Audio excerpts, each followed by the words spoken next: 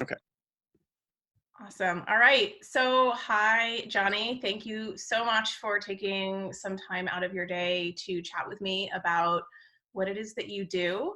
I'm in the middle of doing a water week discussion of all things water contamination, which is a massive topic. The number one question I've gotten in my business for the last 8 years is what kind of water filter should I buy? And I never have the right answer, because the right answer is it depends.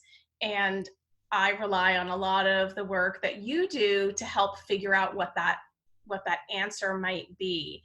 And I've been teaching about issues with water contamination and how to navigate the maze of like filter options in the marketplace, and how not to get taken by a lot of the kind of buzzword marketing that's out there with filters. And one of the core things that I teach is that in order to properly filter your water, you must test it. We have to know exactly what we're looking at.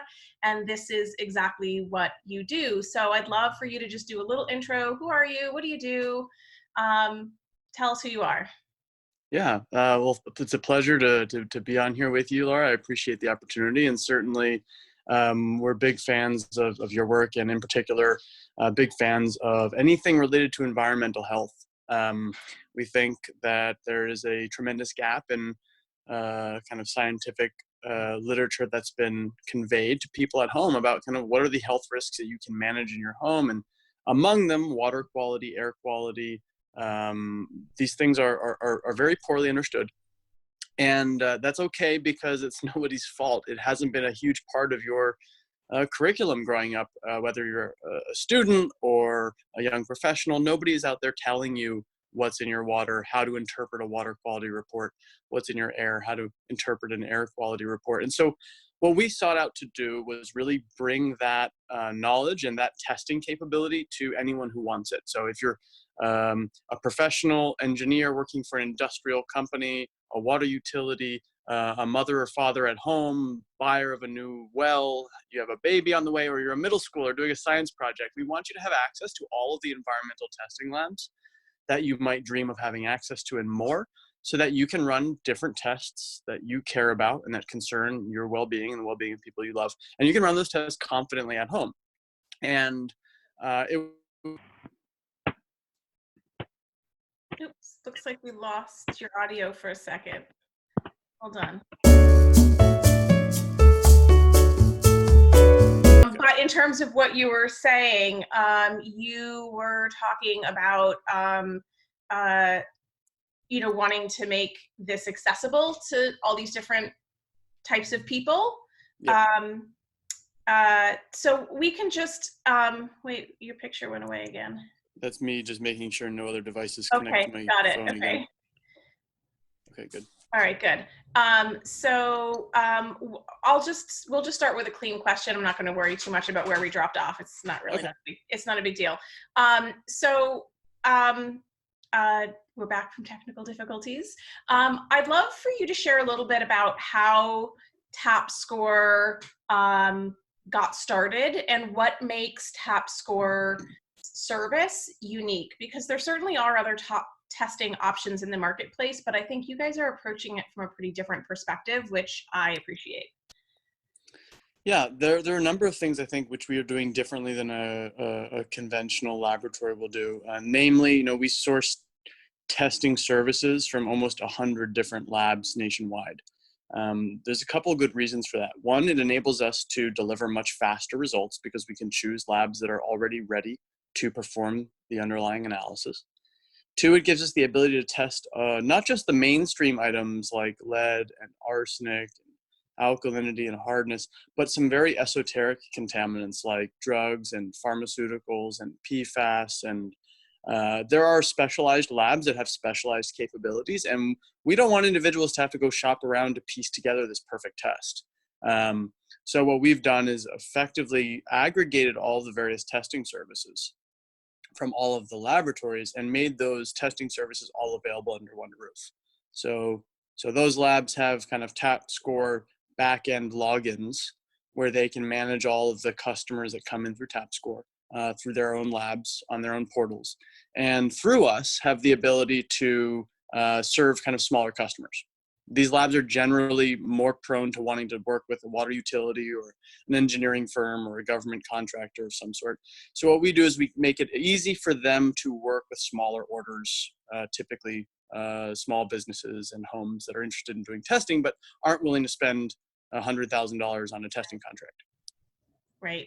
Awesome. And, on your website, and I'd love for you to kind of talk into this a little bit. On your website, it says TapSCore is calculated based on personal health, not the cost of treating for a city. Can you talk a little bit about the regulations that currently exist with, for example, the Safe Water Drinking Act, and what the quote unquote safe levels that we'll often see on a municipality's water quality report, what that tells us, and then how you guys are approaching it in a different manner, because I think that distinction is super important. Sure thing. Yeah. So first, most importantly, is make it easy for somebody to get the testing they want. Yep. Pull together a bunch of really important options, make them easy to configure and order. Two, we then make it easy to collect those samples properly, so you can collect them and not undermine the quality of your results and feel confident. And then third, you can track the package online, see as it completes testing, and you get a report back. And on that report, we tell you every contaminant tested for, what the concentration was found in your sample, what that concentration means relative to these health guidelines. And then we evaluate the overall report, the results of all your different contaminants, and we give you a health score. This is where things get really complicated. There are many different ways of evaluating your concentrations. There are health guidelines, which are strictly set for the purpose of public health and personal health. There are then regulatory guidelines, which take those health guidelines and say, well, what's actually practical for the industry? Can the water utility industry actually bring down the concentration of lead and arsenic to zero or near zero? And the answer is no, because unfortunately, these things are just a part of our infrastructure. And the EPA and the state departments of health and so forth do not want to create regulatory environment where nobody can comply, or where the cost of compliance for a water utility is perhaps excessively high. And so there's a balance that gets struck. Generally speaking, these balances, these kind of compromises from the health standards to the maximum contaminant levels set by the EPA are not dramatic, but they are notable in some cases in particular. I think two of the most popular cases are lead and arsenic, where you ideally would have 0 parts per billion of lead and arsenic. But because that's so impractical, the actual guidelines provided by the government and the regulators are between 10 and 15 parts per billion. These are still very small amounts, but they are amounts which have been proven to have health consequences, albeit low health consequences, which the regulatory bodies are comfortable with. And in their defense, it's a difficult job. Setting a health standard that can fit, a country as large as ours, with income disparity as wide as ours, and various ages of infrastructure, there's certainly some compromises that are met. And so we think, as opposed to kind of scoring your water quality relative to these regulatory standards, we score it relative to the CDC and other health organization standards. Oops, we lost your camera. There you are. Okay, so you're saying that you're basing it on CDC and other regulatory bodies, and then from that data, is that where you produce the overall health score based on what those bodies are saying versus what our Safe Water Drinking Act regulates, that, whether it's 10 or 15 parts per billion, et cetera? That's right. So what we'll do ultimately is evaluate your water quality relative to what these public health goals say. Now, there aren't always public health goals.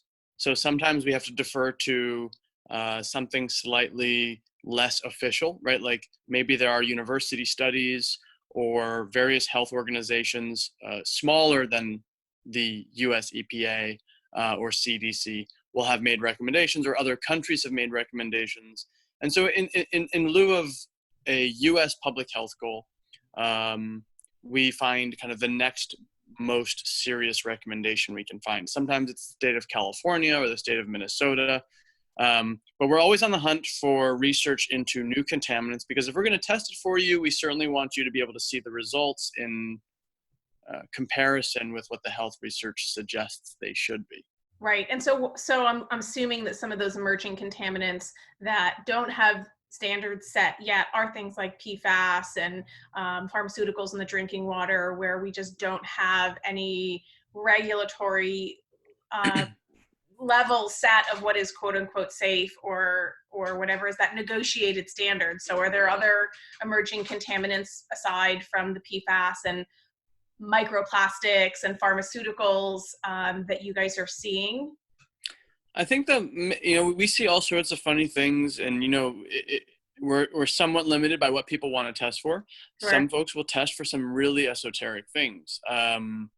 And so then we'll get a glimpse into, some bizarre drug that's being tested for in the waters of Miami, or fertilizers and pesticides in San Francisco.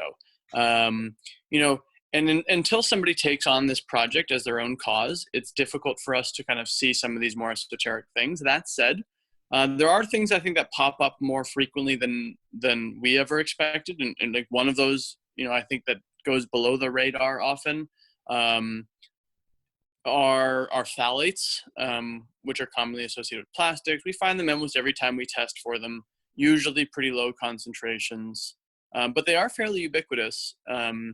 And I confess, I didn't kind of expect to see it as often as we do. PFAS, obviously very common to find in low detection levels in the kind of 5 to 50 part per trillion range most of the time. When it comes to water quality, it really depends where you're getting the water from. People who are getting the water from a drinking water well are going to be exposed to a slew of things which, as a city water client, you're not going to be exposed to. It's a different panel. Yeah. Usually with most city water systems, they're treating that water with chlorine or chloramine and forming weird disinfection byproducts in the plumbing, and those consequences are clearly borne out in the water quality reports we give to people who have city water. Well water folks, sky's the limit. Your neighbor from 50 years ago could have been a total lunatic, dumping stuff in the ground, and sometimes we see it. Other times, well water is exceptional, scores beautifully, as we all kind of would like it to. But the truth is, there are things like arsenic in the groundwater, naturally occurring elements, which for some people is at very dangerous levels, and you would never know it because you can't taste it. Yep, and same thing with fluoride being naturally present in, the geology or geography of where you live, geology and geography, I suppose. And, for people that are dealing with thyroid-related health conditions, that fluoride level, even though it might be under what the MCL, the maximum contaminant level, is for our federal regulations for added fluoride, that can still be detrimental for people that are dealing with thyroid issues. And so I always tell my students or clients, or to tell their clients, that if people are on well water, they absolutely have to test, and ideally they're testing twice to get a seasonal fluctuation, because if you live in a rural area where there is agriculture, there can be fluctuations in what's showing up in the water if it's during the spring planting season where there's pesticide application happening, or in the winter or in the fall where it's not. And that's where I think testing is so important. It's the first thing I always tell people to do, is to test. So I love that you guys are doing that, and I love that you guys are really looking at all of these emerging contaminants. I'm sure that you guys have seen the American Society of Civil Engineers annual report card on the infrastructure in the United States. And unfortunately, the infrastructure for water gets a D or D minus, and it's consistently gotten like a D minus grade. And what that's telling us is that our water infrastructure is failing. It's billions and billions of dollars to modernize our water infrastructure. And as you were saying, the relative wealth or affluence of your community can determine whether or not your local water treatment plant can upgrade. And I think that's the biggest problem that we're seeing, is this failing infrastructure. And the onus is now on the consumer to, unfortunately, to filter at the tap, because as you were saying, even if we did have all this money, coming up with a health standard that everybody, all these municipalities could meet on a practical level is like unlikely. Is It's that? true. I think there's a startling difference between the size of the home water treatment industry, which I would struggle to believe is larger than $1 billion a year, versus the bottled water Oh industry, yeah. which is between 70 and $100 billion. And the truth is, most people have kind of taken the easy way out and said, "Oh, I'm just going to buy the bottled water." But the truth, and while that's a human, it's understandable. Yeah. The truth is that the water at your tap is usually as good, if not can be made better than that bottled water, Yes. with a very simple, and there's tons of options out there, home treatment solution, right? Simple carbon filters, and they don't need to be the rinky dinky. I'm not going to throw any brands under the bus, but they don't have to be the rinky dinky treatment products. There are really nice ones out there that don't cost an arm and a leg, that are dependable, and you can save yourself money. You get a better water quality at the end of the day, and you help the planet. Whether you care about that or not. But you might as well just err on the side of caution there. I think part of what we see as being most important for us to communicate, I think, in the environmental health realm, is that there are usually better options out there, but they require us to change the way we think about certain problems. And I think water quality testing is the way, I personally wanted to get into this question. Is like, if you can give people the ability to test things at home, Yeah. it's very akin to just information is power. You give people the ability to make better decisions.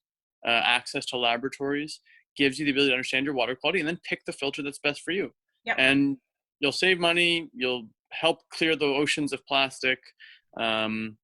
It's honestly kind of fun. You'll learn something. Yeah. There's all these reasons to do it. It doesn't mean you can't ever buy a bottled water again. Right. Sometimes it just makes sense. I get it. You're at the gas station. You don't have a water bottle with you and you're thirsty. Drink some water. You could buy a Poland Spring or whatever. But for that to be your main source of drinking water is practically negligent at this point. Yeah, I fully agree. And I think it's negligent, irresponsible, and wasteful, and so expensive. I mean, I think it's, what is it?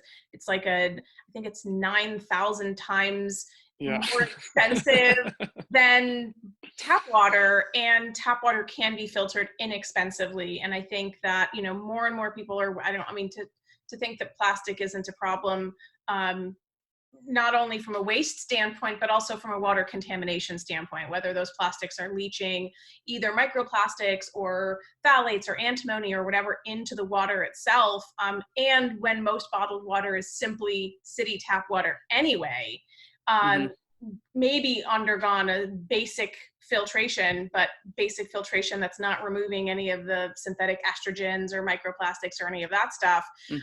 It's an expensive, less good option. So I don't know why people continue to do it. I understand in some instances, like you said, when you have to and it's the only option, fine, don't worry about it.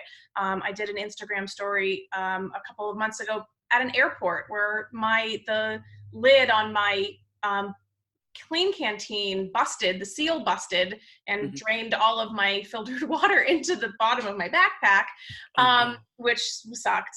But it's also not the first time that's happened. And so I don't want to be dehydrated flying, because that's also not good for me. So I went out and bought a big old thing of bottled water and was like, look, guys, I sometimes drink out of plastic. This is not like, we don't want to do it, but in instances where it's our only option, I think we have to let that go and not be worried about it.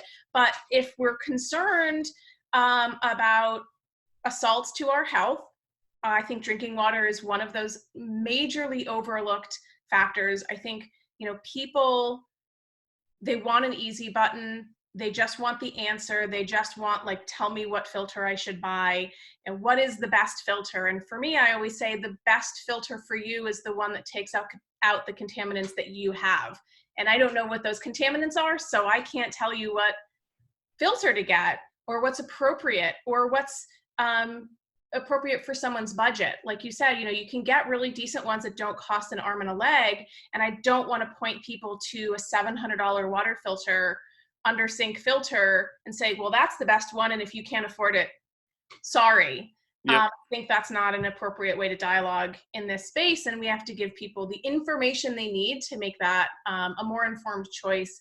And I just really appreciate how you guys have made that really accessible to people, and how you're digging deeper than just what the federal guidelines are and what the quote unquote safe levels are, that you're actually looking into who has the most protective standards, and let's go by that standard. Even though we recognize that, some of that data is tentative, but we have to start somewhere. And I think you guys are really embodying the precautionary principle in the advice that you're giving, which I think is important and necessary. So thank you for that. Oh, honestly, I think we're all on the same page. It's like an important, there's been a big shift towards this direct-to-consumer mindset in many industries, mattresses, Yeah. kitchen appliances, you've seen it everywhere. And I think this is one of the most important ways that we can leverage that direct-to-consumer potential of the internet and of our economy in general, is to give people access to this kind of hitherto in the shadows industry, like the laboratory industry. And of course, you can't just give somebody who doesn't, hasn't got a background in analytical chemistry, full access to the lab. Right. You have to help them understand what their choices are, help them understand the results, and do that in a very careful way. And I think that's where we spend most of our time, is trying to figure out how we can deliver anyone the testing power of these labs and be able to understand the results, truly understand the results, and be able to make solutions that improve their quality of life at home or at work, and remaining unbiased in that whole process. Yes. It's a novel, fairly new way of entering this water market, and it's been really exciting. And frankly, we wouldn't be getting very far if it weren't for people like you who are out there also just making sure that this information gets spread. Because there are not a lot of resources for this. We speak daily with doctors and with pediatricians with doctors of all sorts. Everyone from a cardiologist to a pediatrician, who will have questions that, from our standpoint, we're like, oh gosh, don't doctors learn this stuff? And the truth is, they don't. There are far more kind of esoteric and focused things they need to learn in their medical practice, and then not just in school, but when they're in residency and afterwards. And they don't really learn about environmental health for very long, or at all. So that needs to change.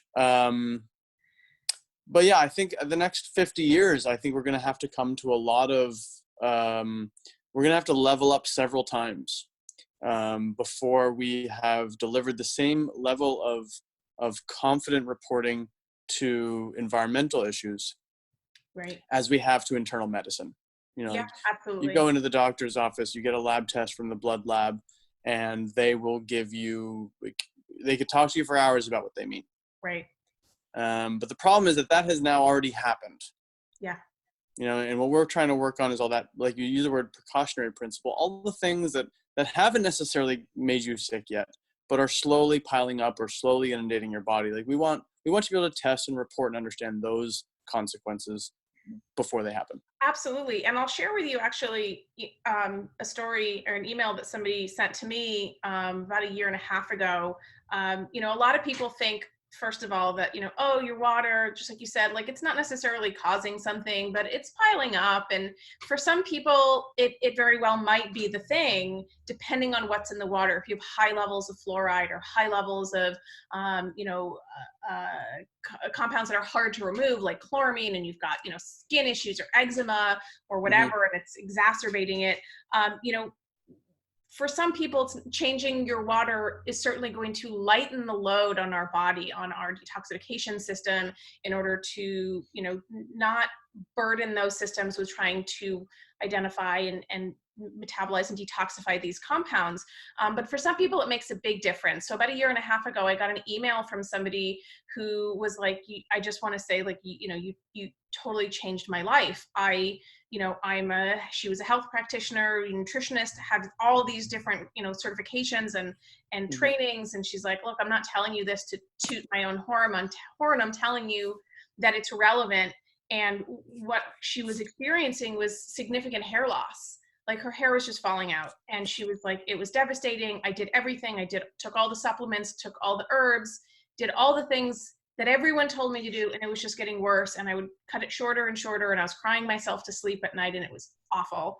And she's like, and then I heard you on a podcast talking about water contamination, and a light bulb went off, and her water system had broken 3 months prior to this whole thing starting. And she was like, oh my God, it broke and I never did anything. So she got it replaced. And she said almost immediately the hair loss started to slow. And then it's actually starting to come back again. Now, wow. I don't know what was in her. I have no idea what was in her water, but clearly there was something in there for her that was the thing that was causing her hair to fall out. And wow. So it like, yeah, I mean, I love telling that story because I got this email and I was like, oh my God, that's amazing. It's incredible.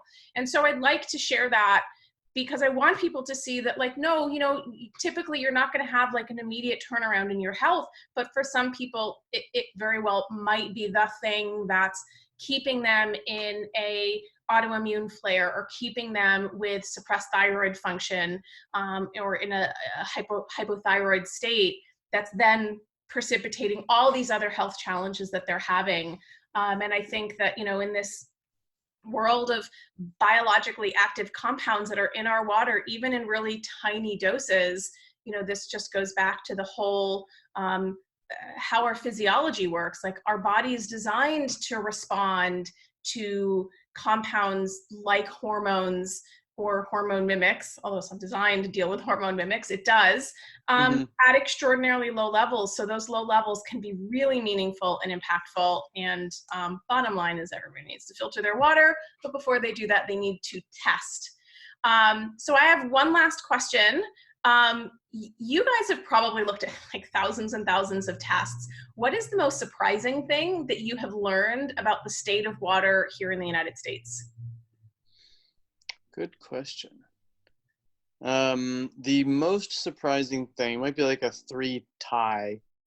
I'd say the most surprising things are the number of tests which do have lead in them. Now, I'm not saying it's always going to knock your socks off, but we very often find lead in water in low concentrations, and that's okay.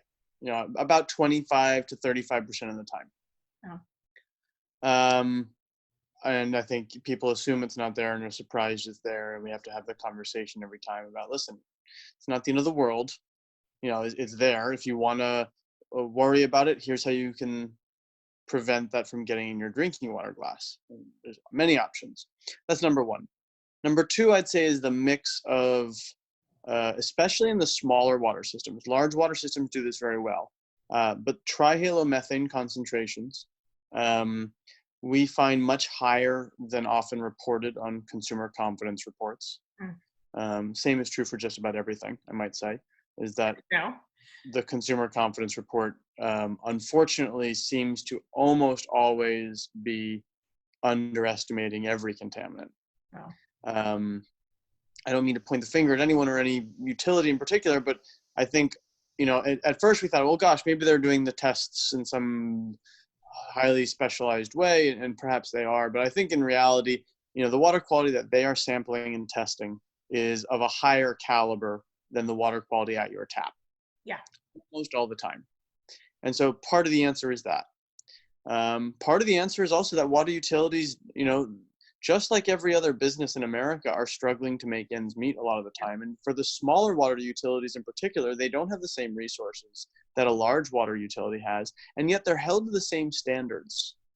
They have to meet the same requirements as Manhattan and Los Angeles and Chicago, huge water utilities in these cities that have a lot of a lot of money, a lot of funding. And when you're in a smaller water system, it's just going to be less likely that you're going to meet all of those requirements as well. And you're going to meet them necessarily with the same amount of rigor. And so shortcuts take place and so forth. That would be number two. I think trihalomethanes for us is where we most frequently see higher concentrations than reported. Third for me, I think it would be actually a combination.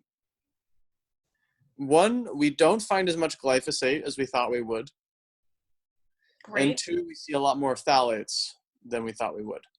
Interesting. So glyphosate got a ton of press and continues to get a lot of press. And I'm happy about that because, gosh, it shouldn't be sprayed everywhere. But we're not seeing it as often as we expected to in drinking water.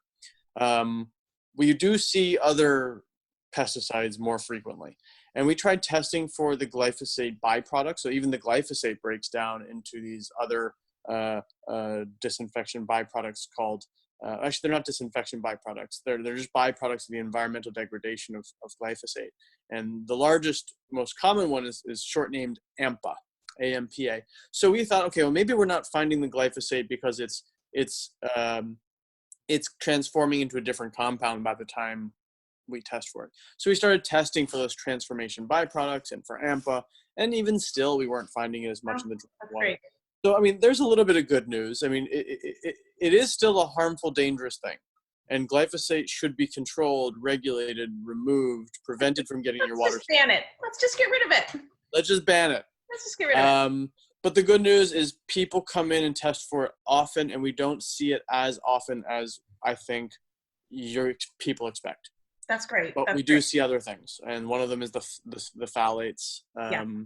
Which is unsurprising because as a semi-volatile compound, phthalates just are everywhere. There's been, I think it was a meta-analysis on studies looking at house dust samples, so house dust studies, and 100% of these studies from around the world found phthalates in 100% of samples. So it's not surprising that it's also in drinking water. These compounds are really ubiquitous, and this is why we have, better house cleaning habits, and we don't bring products that emit phthalates or that release phthalates ideally into our homes, and we have air filters and we have water filters to ideally reduce this burden. But, it's unsurprising that, 98% of people have metabolites of phthalates in their urine. But we, these are pretty well-established endocrine disruptors.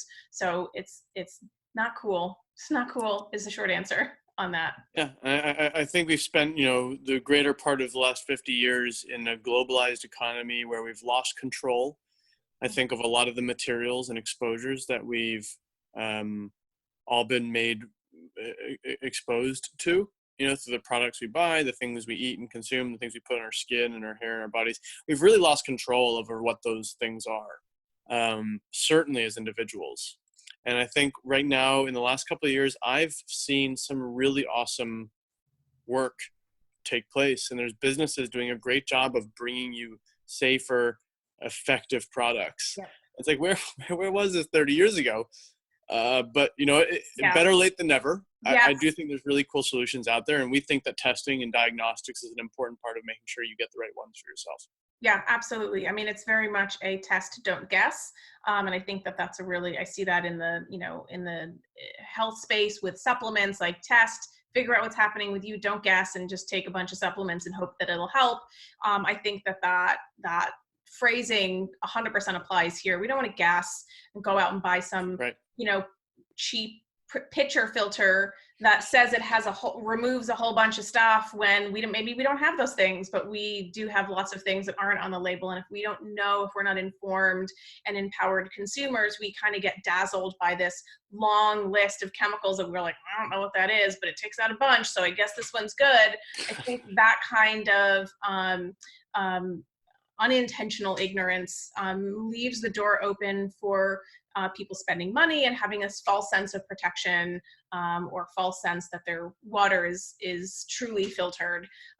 So, I really do appreciate you guys for producing a resource that's easily accessible, that's really accessible from a price standpoint for the consumer, and that, offers as little or as much kind of nerdy analysis as somebody wants. The fact that you guys have testing for the, radioactive compounds and glyphosate and pharmaceuticals and all of these different options that people can add on, I think is really powerful. But if they just want to have the basic city water test or well water test, those options are there. So I really appreciate you guys for simplifying. I think there's probably a reason why you guys refer to yourself as Simple Water. Bingo, yeah. Right? Like it's a really complex arena, and I'm delighted to be able to point my audience to you guys as a resource.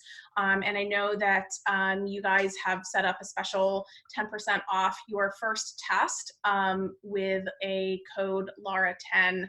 I will put that underneath this video so people can check that out. I am, delighted and proud to be an affiliate for you guys, because I think that, like I said, the work that you do is really important in helping demystify this like completely complicated technical world where everything is Greek to the average person, and so putting it really in pretty clear terms. And you guys have great visuals on your reporting to say, like, here's where these contaminants are falling, and here's what our recommendation is. So thank you so much for the work that you do, and thank you for taking some time out today to chat with me.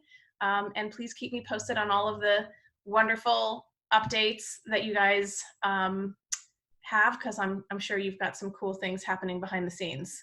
You bet. You'll be the first to know. Thanks, Lara. It's been wonderful to have you for such a long time, as an affiliate, and I think I'm really proud to be working alongside to get this information out there. So, and if you and your like constituents feel like there's something we should be testing for or have any questions, we have 3 or 4 people standing by at all times with master's degrees, PhDs, who are interested in hearing the shortcomings, interested in understanding what we can test for that matters at home. So reach out anytime. Awesome. Thank you so much. Thanks. You're welcome. Have